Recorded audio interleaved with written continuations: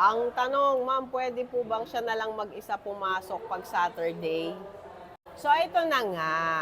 Ang bago kong chika for today, hindi na magkakaroon ng Saturday classes. Sure na yan. Di ba nga last week sinabi na ang end of school year ay March 31, 2025.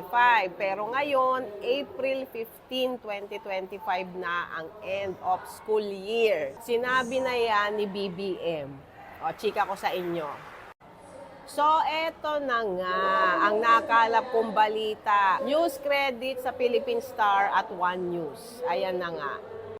May 23, 2024, credits din sa author ng news.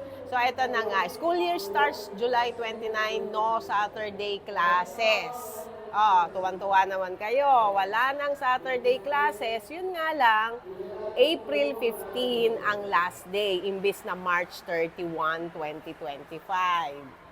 Nagkaroon kasi ng meeting with the DepEd and President.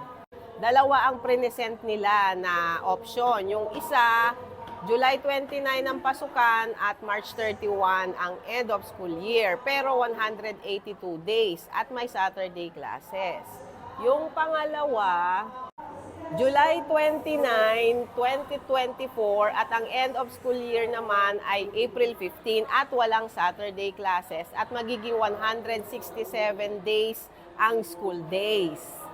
So, namili ngayon ang ating presidente. At ang napili niya ay July 29 to April 15, 2025.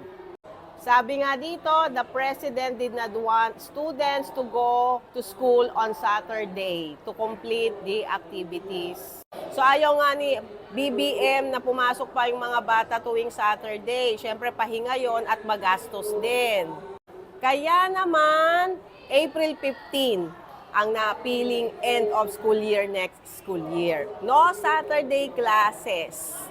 Sana hindi na magbago. Okay na sa atin yon, hindi ba mga mi? Dahil tuloy ang ating paglalaba tuwing Sabado at tuloy naman ang pagpapahinga ng mga estudyante tuwing Sabado. Abangan na lang natin ang mga latest na DepEd order, DepEd memo tungkol nga sa pagsisimula ng school year 2024-2025. At follow me for more! Ito nga, nandito ngayon ako sa school at rehearsal na nga lang ngayon.